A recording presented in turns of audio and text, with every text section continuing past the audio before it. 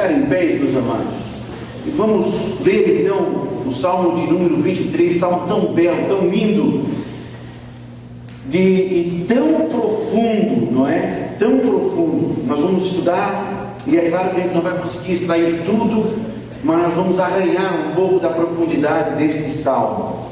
Diz assim a palavra de Deus então, em Salmo de número 23: o Senhor é o meu pastor, nada me faltará.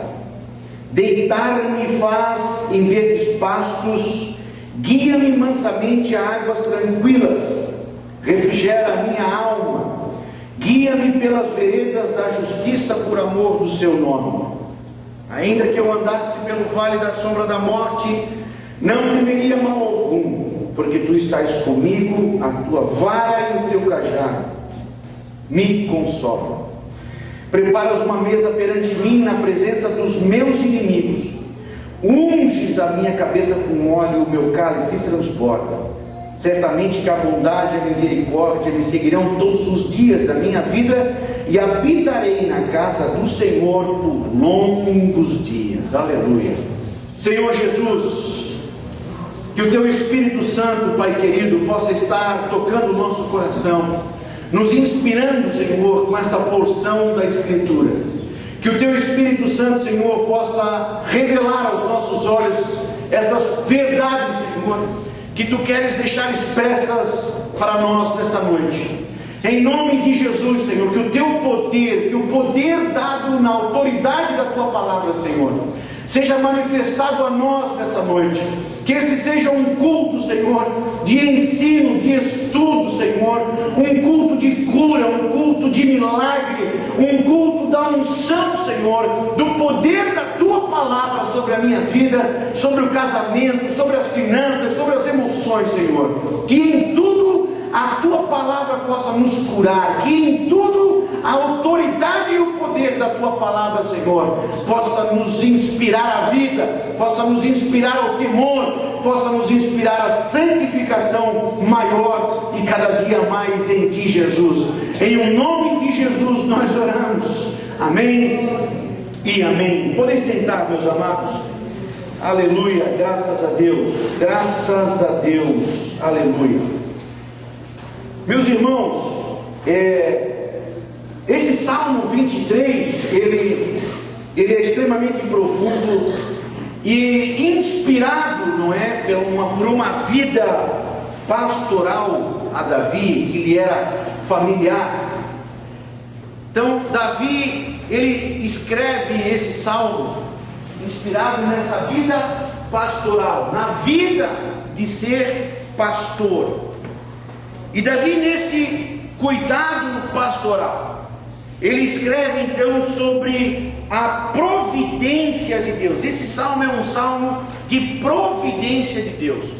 Não se vê nesse salmo, em verso algum, em momento algum, não se vê nele medo, temor, mas sim a crença, a fé, a atitude de fé viva de que Deus orienta, de que Deus traz refresco para a nossa alma, de que Deus nos protege, de que Deus nos alimenta, de que Deus tem abundância, de que Deus cuida de nós, hoje e eternamente. Aleluia.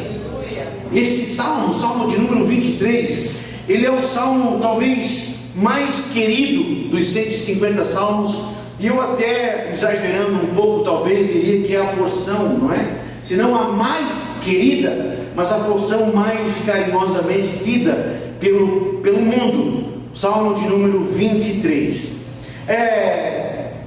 Nesse salmo a gente vê a completa ausência de dúvida.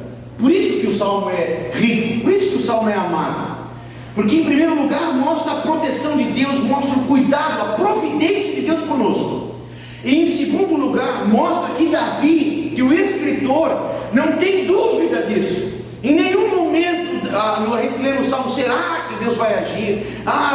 Será que Ele vai fazer? Não tem dúvida, não tem titubear. Ele crê que o Senhor Jesus, que Deus está com ele, está ali. Talvez esse seja o último salmo mais ouvido no final da vida, não é? e talvez também o mais lido no final da vida. Eu me lembro que quase sempre quando eu ia fazer uma visita hospitalar, ou quando eu ia fazer alguma visita para algum irmão, não é, que estava prestes a morrer, o salmo que eu sempre lia, o salmo que eu sempre gostava de ler junto ali, bem baixinho, às vezes no ouvido da pessoa, era o salmo de número 23, porque ele expressa isso, providência, o cuidado de Deus, hoje e quando nós vamos morar com Ele eternamente, e também mostra a nossa confiança que nós podemos ter nesse Deus que é todo poderoso. Nós vamos então entrar agora na análise textual dos Salmos. Nós já tivemos 4 cultos, não é? 4 encontros em que nós estivemos estudando algumas coisas antes de estudar esse texto. Nós já estudamos o poder da palavra, nós já estudamos sobre Davi, nós já estudamos sobre a vida emocional, antes de entrar propriamente no texto do Salmo. E hoje então nós vamos entrar no texto do Salmo. E vamos iniciar com essa primeira frase: o Senhor é o meu pastor. Salmo número 23, verso 1. E esta frase, meus irmãos, esta frase, o Senhor é o meu pastor, ela é a frase que sintetiza muito bem a vida de um salvo. Ela é a frase que sintetiza em absoluto a vida de quem crê em Deus, de quem põe sua confiança, de quem é salvo em Cristo Jesus. O Senhor é o meu pastor. E essa frase, ela é tão profunda, ela é tão rica, que nós vamos iniciar ela estudando cada palavra dessa frase. Cada palavra dessa frase tem um significado. Não está aí essas palavras por acaso, ou para rimar poeticamente. Cada palavra dessa frase, o tem um significado, Senhor tem um significado, é o meu pastor. Todas as palavras têm um significado. E hoje nós vamos começar por esta parte tão importante desses salmos. A palavra ou a letra O. Na verdade, esta letra não existe no salmo hebraico. O salmo hebraico já começa com Iavé, que é o que nós traduzimos como Senhor no salmo. Mas essa letra, essa palavra, para traduzir para o português, ela tem que existir, por causa do artigo definido, por causa do poder que o salmista emprega na palavra Iavé, que é Senhor. Então no português não tem como começar sem essa palavra, para definir quem é Senhor, o que é este Senhor. Então no português nós temos que começar dizendo que ele é um artigo definido, é único, não existe senhores, não existe alguns deuses. Nós viemos de uma cultura no Brasil, não é? De uma cultura romanista, em que nós temos, para cada ocasião nós temos um santo, não é? Se você quer casar, você tem um santo para fazer as suas preces. Se você é motorista de ônibus, você tem um santo para fazer as suas preces. Se você é, sei lá, não é? Para cada área, para cada motivo da tua vida, tu tens um santo para fazer as preces. Não é isso que o salmista está dizendo aqui. Não é isso que o salmista está colocando aqui. Não existe outros deuses. Não existe outra pessoa. Existe um só, que é o Senhor. Aleluia. Aleluia. Este Senhor, ele é absoluto. E é claro que aqui neste o Senhor está ecoando a Shema Israel, não é? Abra sua Bíblia aí em Deuteronômio capítulo 6, versículo 4. Deuteronômio capítulo 6, verso 4. Quem achou, leia aí por favor já. É antes de Apocalipse, não é? Israel, ó Senhor nosso Deus é o único Senhor. Isso, mas fique em pé agora então. Vai, o microfone aí, está ligado? Lê para nós assim, bem bonito, porque essa é um lema do povo israelita, muito falado, mas pouco colocado no coração, é verdade. Mas esse é um lema. E esse lema, que eles chamam de Shema, que é a primeira palavra, ouve, é Shema, Shema Israel. E aí então, leia para nós. Ouve Israel, o Senhor nosso Deus é o único Senhor. Ouve Israel, o Senhor nosso Deus é o único. Aleluia! Não existe deuses, não existe outro Deus. E isso está aqui incorporado, está aqui dentro desse texto do salmista Davi, quando ele diz o Senhor. Não tem uns dois senhores é o meu pastor, um dos deuses é o não, Senhor, não tem plural, não tem outro, só tem um. Ouve pela vista, o Senhor nosso Deus é o único Deus. Aleluia, aleluia, graças a Deus. Ter claro isso, irmãos. Isso é algo que nós precisamos retornar, é algo que nós temos que pregar, é algo que nós temos que cantar mais, adorar mais. O nosso Deus é um Deus único. O mundo, irmãos, desde o jardim do Éden, o diabo, já na pessoa dele, historicamente, o diabo é o diabo por quê? Os irmãos lembram? Por que o diabo é diabo? Por que Lúcifer caiu do céu na terra? Por quê? Porque queria ser Deus, porque não queria reconhecer que o Senhor é único. E toda a ladainha do diabo, irmãos, toda a história do pecado lá no jardim do Éden, a balela da serpente para com a Eva foi: o Senhor disse isso para ti, Eva? Sim, o Senhor disse. Não foi isso que o Senhor nos falou? Não é bem assim.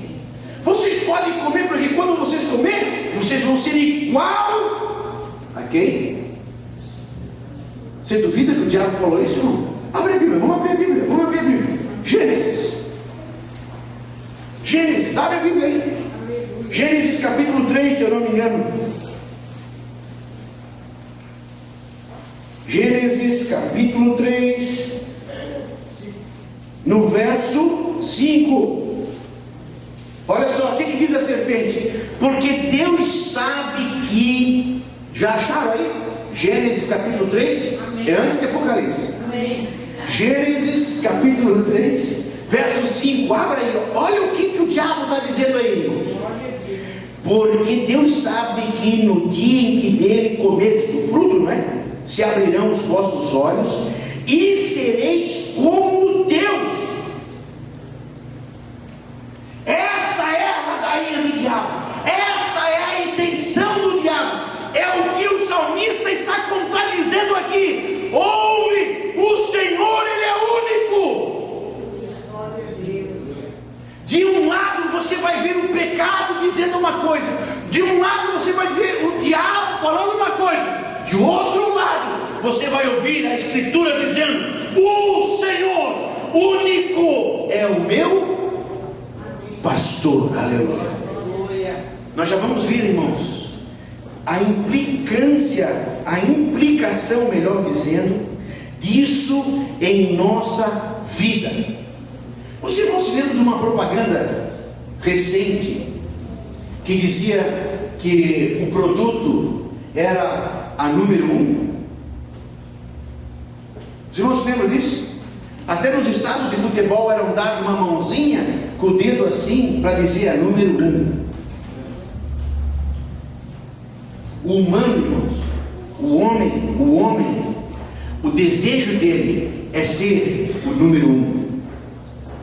As Olimpíadas, você quer subir no púlpito, você quer subir lá no pódio, em que lugar? O 2 não vale nada. Fórmula 1, o cara quer estourar champanhe em que lugar? Número 1. É o nosso desejo de ser humano. Eu não estou falando aqui, queridos, de buscar a especialização, de buscar a perfeição, de buscar melhorar na vida, de buscar melhorar no aperfeiçoamento, de buscar melhorar, ser melhor. Estou falando disso. Eu estou falando dessa busca desenfreada do homem de querer ser o primeiro. Eu quero ser o mais rico na cadeia alimentar, eu quero estar lá em cima. Por quê? O que está por trás disso? É o desejo de ouvir a cantilena da serpente. Você vai ser igual a Deus. Isso é uma usurpação da glória de Deus. E é isso, irmãos, que cai por terra quando o salmista diz: o Senhor é o meu pastor, eu não me pastoreio, eu não escolho o meu pastor, porque eu fui escolhido por Ele é Deus, e eu sou pastoreado por Ele. Irmãos, isto aqui, queridos, é uma faca de dois legumes. Na primeira parte, essa faca mata o pecador. Quando essa espada cruza o coração, Joel, o Senhor é o meu pastor, ela mata o pecador. Eu achava que eu mandava no meu casamento, eu achava que eu mandava nas minhas finanças, eu achava que eu mandava nas minhas emoções. O Senhor é o pastor. Ela faz com que o coração do pecador seja transpassado. E essa verdade também transpassa o coração do adorador. Mas o coração do adorador transpassa não para matar, mas para se prostrar, botar o joelho no chão, a boca no pó e dizer: Senhor, Tu és pastor. Aleluia! O pecador, ele sente isso, irmãos. Eu sei disso porque eu me achava, eu sei disso porque eu era orgulhoso, e aí eu vinha no culto: tu não é nada. Como eu não sou nada? Rapaz, como não sou nada? Hoje eu sei o que o Espírito Santo de Deus estava dizendo para mim. Aleluia.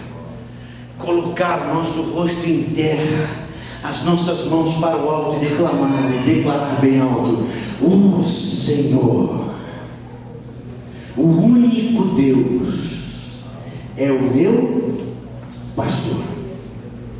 Meu irmão, só estamos começando, mas em nome de Jesus e pelo poder que há no sangue de Jesus, não deixe o diabo tirar isso da tua vida. Não deixe o diabo tirar a certeza de que tu tens um pastor. Não deixe o diabo tirar da tua vida a convicção e a fé de que o teu Deus é único e Ele é o teu pastor. Aleluia! Aleluia! Aleluia! Aleluia! Glória a Deus. O adorador, você quando começa já a declamar esse salmo, você diz: o Senhor. Aleluia. O Thales tem uma música linda que diz: Ele é meu tudo. Ele é o meu tudo. Nós temos também um outro louvor que diz, né? Ele é meu tudo. Alguma coisa assim. O adorador, meu irmão, quando põe o olho aqui em cima desse salmo, e o Espírito Santo de Deus coloca isso na sua vida, aleluia, ele declara isso: Tu és o meu tudo, Jesus.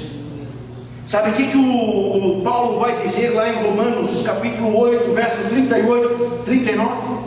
Muito conhecido nosso, não é? Quando você é chamado para ler a Bíblia, não sabe, foi pego desprevenido, não leu nada na Bíblia aquela semana inteira, não fez devocional nenhum. O que normalmente nós lemos? Romanos capítulo 8, meus irmãos, não é? A gente vai lá para Romanos capítulo 8. Mas agora eu queria falar seriamente sobre isso daqui. Quando Paulo diz no final, verso 38 e 39, Paulo diz: porque eu estou bem certo de que nem a morte, nem a vida, nem os anjos, nem os principados, nem as coisas do presente, nem do porvir, nem os poderes, nem a altura, nem a profundidade, nem qualquer outra criatura poderá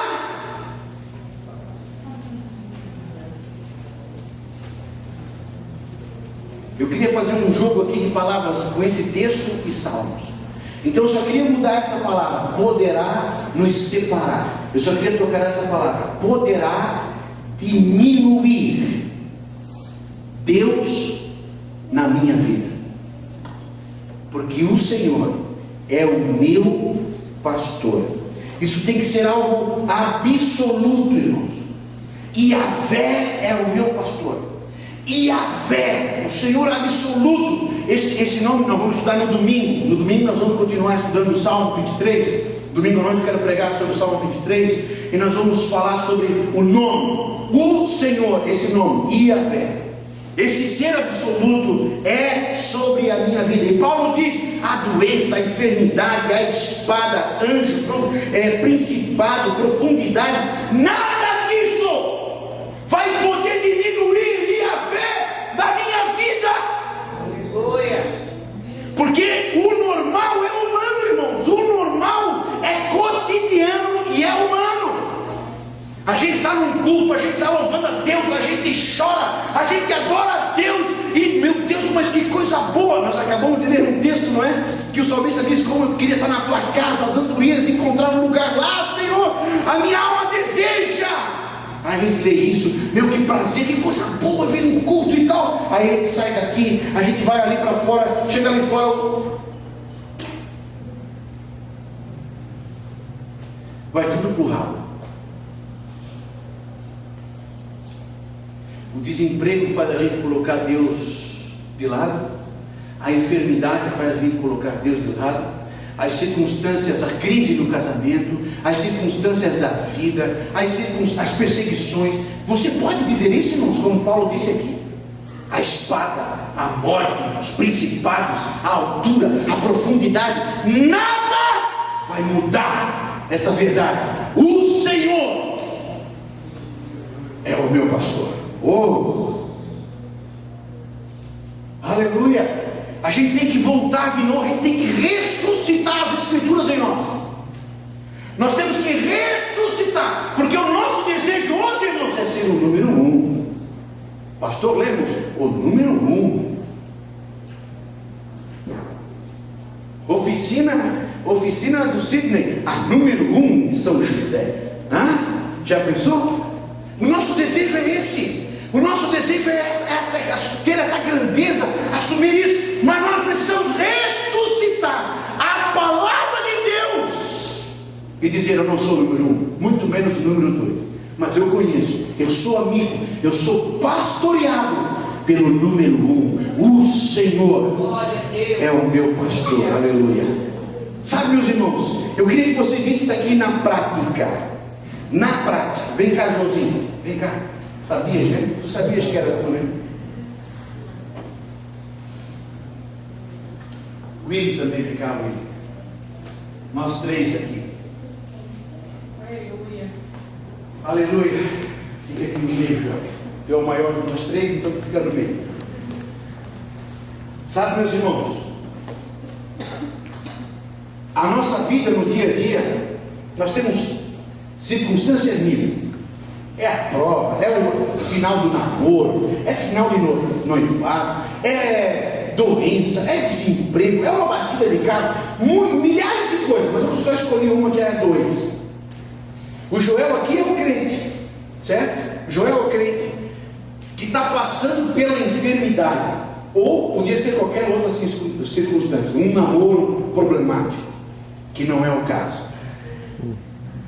E o Joel, como crente, ele tem Yahvé, ele tem Deus, ele conhece Deus.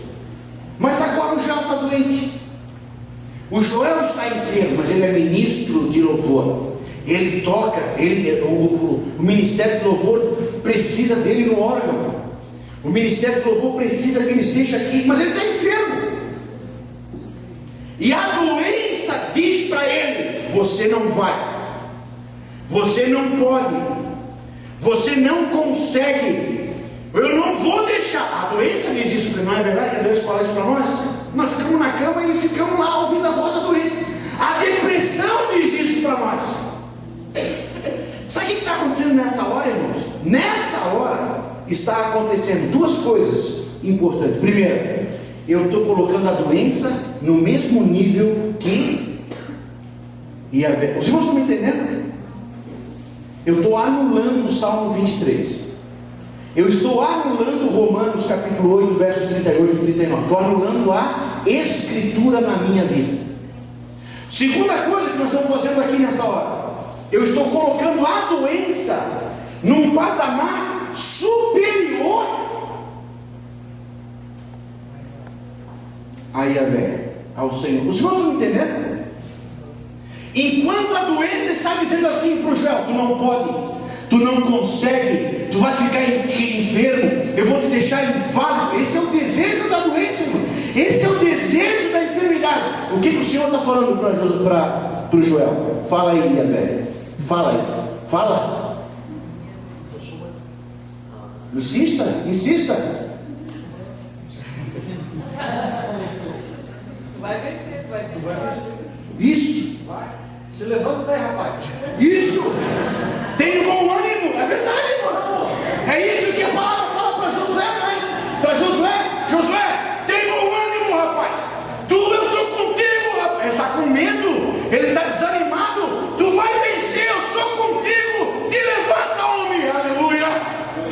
E aí, irmãos, quando a gente começa a colocar o Senhor, sobe aqui agora. Sobe aqui. Isso.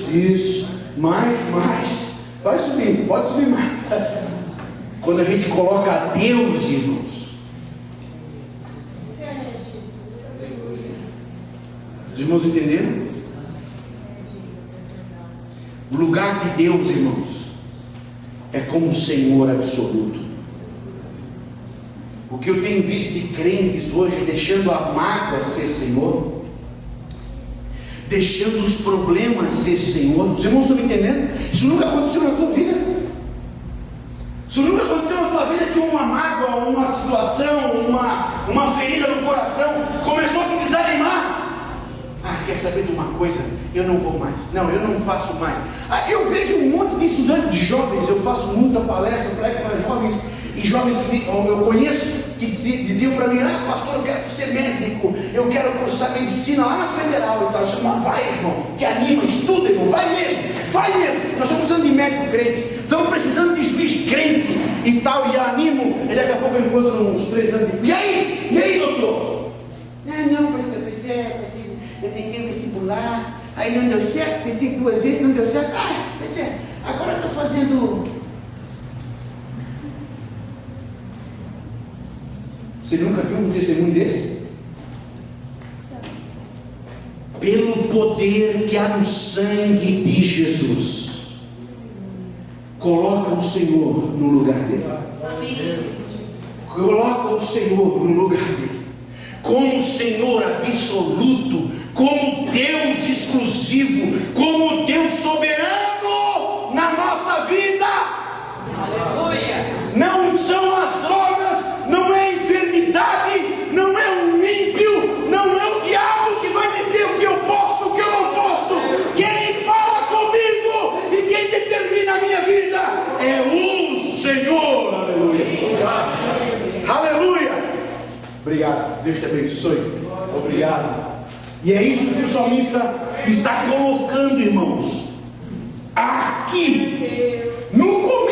Nós nem entramos no salmo, nós só estamos no O, exclusivo, total, absoluto. Nós só estamos no O.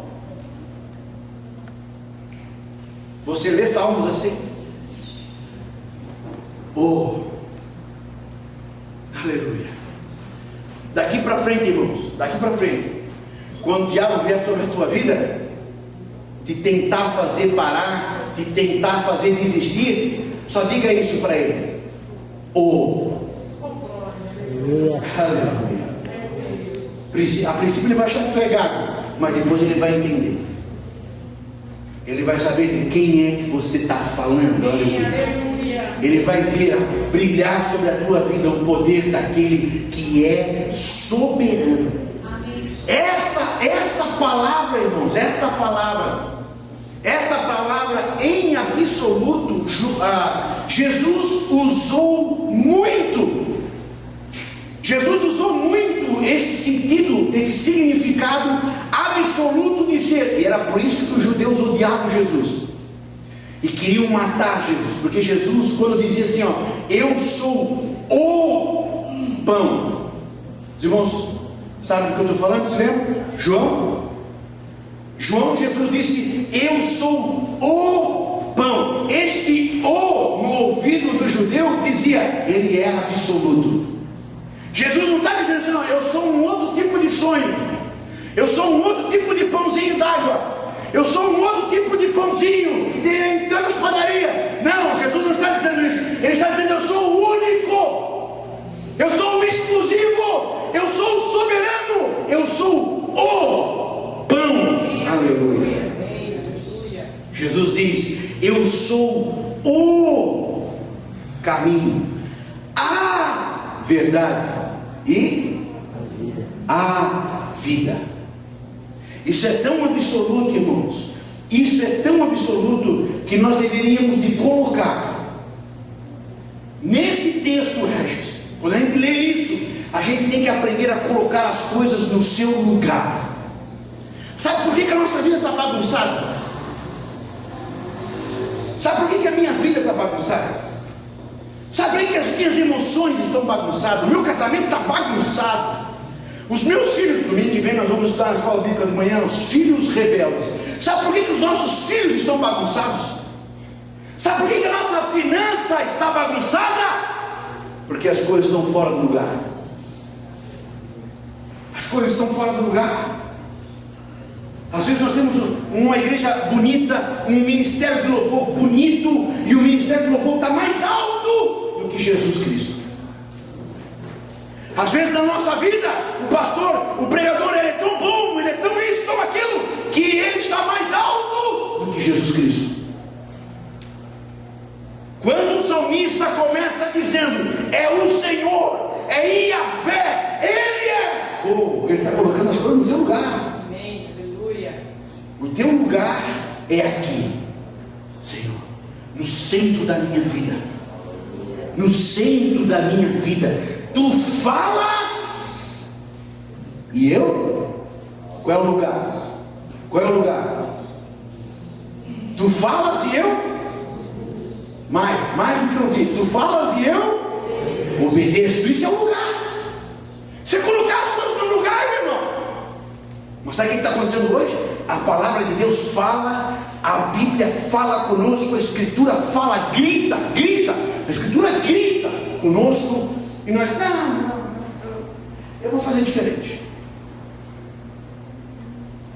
A Escritura fala para nós, tu quer ter prosperidade? Aonde que na Escritura diz que para ter prosperidade você tem que mandar R$900? Aonde? A Escritura não fala isso, mas nós fizemos. Sabe por quê? Porque a gente quer fazer do nosso jeito. Quer ter prosperidade? Quer ter a bênção do Senhor na sua finança? A Escritura diz como. Quer ter um casamento abençoado? Quer ter um casamento pleno? Quer ter filhos abençoados? Quer ter uma vida emocional plena e abençoada com Cristo? A Bíblia diz como. Mas nós estamos colocando as coisas no lugar como a gente quer, irmãos. Pastor, eu faço como eu quero. O senhor pode gritar aí, pode falar de Salmo 23 mais 10 meses, mas eu vou fazer do meu jeito. A minha vida profissional, pastor, eu vou fazer do meu jeito. A minha vida emocional, eu faço do meu jeito, pastor. Eu perdoo quem eu quero, eu perdoo, e não perdoo quem não quero. Eu faço como eu quero com o meu coração. Na minha vida, no meu coração, pastor, eu guardo o que eu quero. E a palavra diz, escondi a tua palavra no meu coração. Mas nós temos escondido tudo, irmão. Nós estamos escondendo pecados, nós estamos escondendo mágoas, nós estamos escondendo fantasias sexuais, nós estamos escondendo de tudo no coração, menos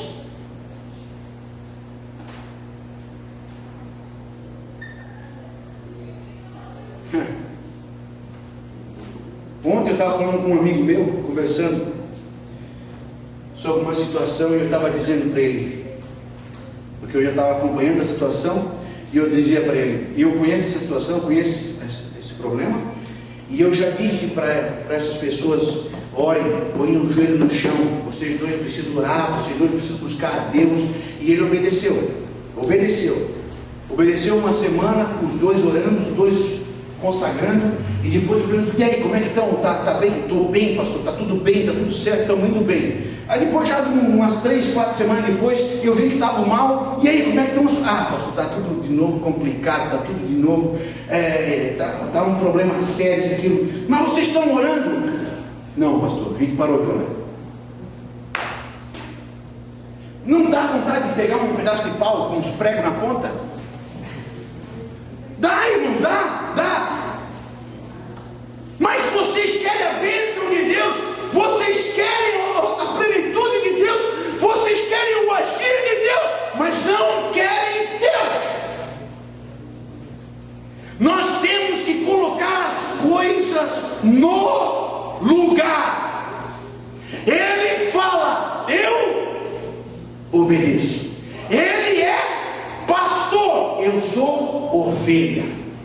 E é bem assim mesmo. Essa diferença absoluta, pastor para ovelha. Deus para criatura. Aleluia. Isso a gente tem que voltar a viver. Nós temos que ressuscitar isso em nós. Quer ver uma coisa absoluta, irmãos? A gente falou isso no Sermão da Montanha, e eu não vou voltar ao Sermão da Montanha, estou doido, mas só um segundinho só. Jesus fala assim, lá em Mateus capítulo 6, versículo 33. Mas buscai primeiro, o que Jesus está fazendo aqui? O que Jesus está falando quando ele diz assim, primeiro? O que ele está fazendo? Prioridade? Sim. Está colocando as coisas no lugar. Jesus está colocando as coisas no lugar. Buscar primeiro o quê? O reino de Deus. Interessante, irmãos. Eu falei isso no Sermão da Montanha, nós não vamos voltar. Mas interessante, pela lógica da frase, pela construção lógica do discurso, o que Jesus iria dizer agora? Qual é a palavra que está faltando aí? Pela lógica. Qual é? Está faltando uma palavra aí pela lógica. Não, vamos ler a frase então. Buscai primeiro o reino de Deus. Leia a frase aí, leia na Bíblia. Buscar primeiro o reino de Deus e a sua justiça. E as demais coisas serão o segundo. E o segundo, essa palavra Jesus não disse. Pela lógica, Jesus tinha que ter dito isso. Buscai primeiro, está colocando primeiro. E por segundo, Jesus não disse segundo. Isso aqui, irmãos, isso aqui, só percebe isso quem lê a Bíblia mesmo com devoção. Jesus não disse por segundo todas as... Não, Jesus não falou isso. Sabe por que ele não falou? Porque se você tiver o primeiro, não existe segundo na tua vida. É absoluto, irmãos. O papel de Jesus, a pessoa de Jesus na minha vida é absoluto. Só tem primeiro lugar, não tem segundo lugar. E o problema dos evangélicos hoje, com essa teologia da prosperidade, é querer colocar Jesus em primeiro lugar. Quando, né? Quando muito, colocar Jesus em primeiro lugar e as outras coisas, e o carro e a casa em segundo lugar. Não existe isso. Não existe. Porque se Deus te deu a casa, olha para Jó, se Deus te deu a casa e a casa estiver em segundo lugar, você não dá a casa para Deus. Mas Jó diz assim, Deus me deu, Deus tomou. É dele. Por quê? Porque só existe um na minha vida. Só existe um. Quantas pessoas reclamando, irmãos? Esse dia uma irmã ligou para mim, mandou um e-mail para mim, que eu tinha pregado sobre Isaac, né? Quando Deus ia tomar o Isaac e tal, aí ela mandou um e-mail para mim no outro dia, dizendo, pastor, o senhor pregou sobre tomar o Isaac, tá, e quando Deus toma o Isaac de verdade? Eu respondi: querida, Ele é Deus, Ele é soberano, Ele tem todo o poder. Foi Ele que deu, é Ele quem tira. E se você é fiel a Deus, você está de joelho dobrado, a boca não pode dizer obrigado, Jesus. Mas nós estamos criando uma raça, irmãos, de crente, uma raça de crente que tem Deus como o seu sócio, tem Deus como o seu associado. Ele me dá as bênçãos e eu curto a vida numa boa. Isso não existe, irmão. Ele é soberano, Ele é único, Ele é exclusivo e Ele tem que ser o primeiro lugar na nossa vida. Jesus falou isso quando Jesus disse: sem mim nada podereis fazer. Coloque as coisas no seu lugar na tua vida, meu irmão. Aleluia. Essa palavra para nós é uma palavra profética nessa noite. Coloque as coisas no lugar. O rei Ezequias, que ia morrer, e Deus disse: coloca em ordem a tua casa. Vamos colocar Deus em primeiro lugar, meu irmão. E não tem segundo lugar. Não tem namorado em segundo lugar. Não tem marido em segundo lugar. Não tem nada em segundo lugar. É Deus em primeiro lugar. E Deus é o meu tudo. Porque sem Deus, irmãos, tudo, nada vale. Aleluia. E isso, queridos, isso exige uma decisão. Isso é uma atitude. Isso de você colocar Deus em primeiro lugar, Deus como soberano, isso é uma atitude na tua vida. Isso tem que ser uma atitude. Porque você, aqui dentro, você pode cantar, você pode chorar, você pode falar em língua, mas lá na faculdade, quando a garotinha te der a cantada, você tem que ter a atitude de dizer: o meu Senhor não concorda com isso. Quando te convidar para fazer um caixa 2, quando te convidar para passar a perna no fulano, quando te convidar para levar uma vantagem que não é devida, quando te convidar para um pecado, quando a serpente disser para ti: olha que beleza de fruta, quando o diabo disser para ti: tudo isso eu te darei, o que você responde? O Senhor é o meu pastor, o que eu preciso vem dele. Pô, mas bem que eu estava precisando de uma namorada, bem que eu estava precisando de uma mulher na minha vida, bem que eu estava precisando de um carro, bem que eu estava precisando de um emprego. Irmão, da onde está vindo as coisas para a tua vida? Pensa aí. Não é só Deus que dá emprego, não, irmão. Vocês concordam comigo? Não é só Deus que tem reais para te dar, não. Não é só Deus que tem namorado para você, não. Não é só Deus que tem namorada para você, não. Da onde está vindo isso? Eu só recebo isso se isso estiver vindo da mão do meu Senhor, que é o meu pastor. Mas não é disso que tu estás precisando. Estou precisando, mas de ti já não quero.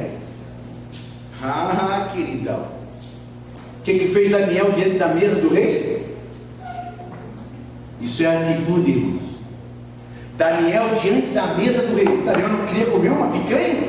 Daniel não queria o melhor vinho? Vai dizer que Daniel não gostava de comida boa. Sabe o que Daniel disse? Da mão do rei eu não quero. Os manjares do rei eu não participo.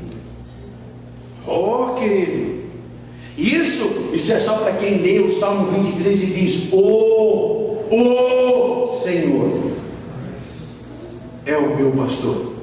Isso é uma decisão, isso é uma atitude. Eu não posso, irmão, estar indiferente frente a isso. Eu não posso hesitar frente a isso. Eu já estou terminando, mas eu quero te dizer uma coisa importante. Eu não posso titubear diante de Jesus. Ou Jesus é um louco, presta atenção no que o pastor está falando. Ou Jesus é um doido, ou Jesus é Deus. Se Jesus é um doido, rejeita ele, meu irmão. Porque Jesus falou coisa que só um doido fala, ou só quem é Deus mesmo pode falar. Eu sou o pão. Isso é coisa para doido, ou é coisa que Deus falaria? Eu sou a porta. O doido fala isso, ou só Jesus falaria isso como filho de Deus? Eu sou a videira. Se Jesus é um doido na tua vida, rejeita ele. Mas se Jesus é Senhor, é o Filho de Deus, dobra o teu joelho, adora ele e obedeça a ele. Porque dizer que é Napoleão, tem muitos doidos que falam isso. O Jesus, o que disse, o que fez e o que reivindicou ser, ou ele é um lunático, ou ele é filho de Deus. E se ele é filho de Deus, não chama Jesus de mestre existencial, não chama Jesus, porque Jesus não é isso, porque Jesus não é um filósofo da existência, porque Jesus não é um grande mestre ou um grande profeta, ele é o aleluia, aleluia. Chamas de cada que era.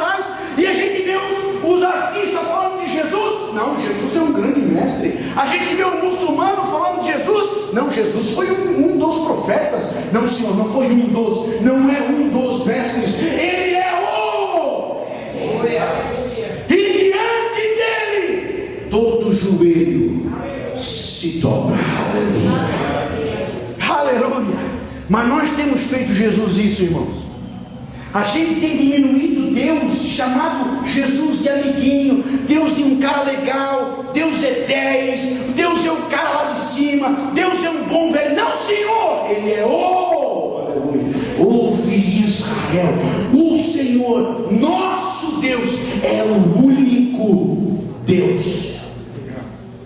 Por último, queridos, essa verdade, em nome de Jesus, como teu pastor, como teu pastor, e na autoridade de ser ministro de Deus, como teu pastor, eu digo para você, coloque essa verdade em prática na tua vida.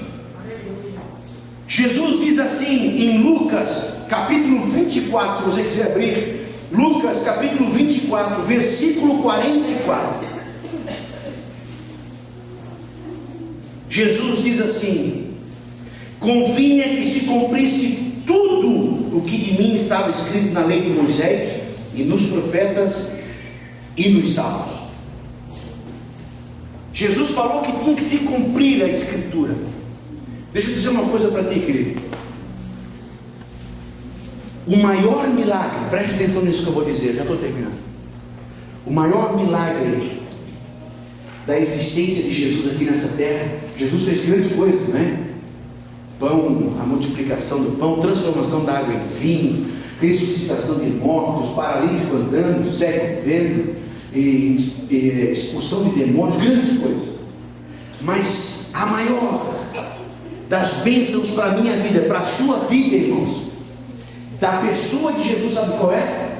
É a Escritura se cumprir na vida dele e na tua vida. Tudo que estava na Escritura se cumpriu na vida de Jesus. Sabe o que isso quer dizer para mim? Que na minha vida, o que diz a Escritura vai se cumprir também. Isso não é ladainha, isso não é poesia, isso não é um livrinho qualquer, isso não é um versinho qualquer, isso é palavra de Deus. Essa palavra de Deus, Jesus diz, se cumpriu em mim. Ele falou isso porque queria dizer, vai se cumprir também em você. Eu estou contigo. Eu sou maior do que a enfermidade,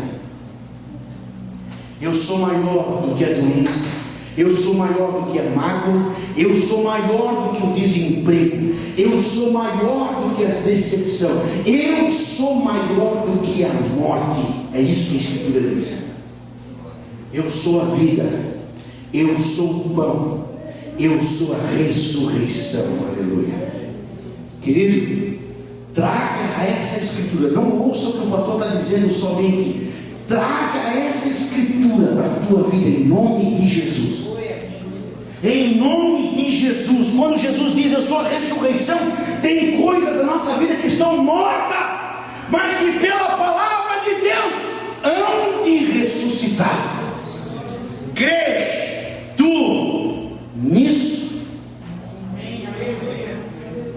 Vamos dizer juntos: o Senhor é o meu pastor.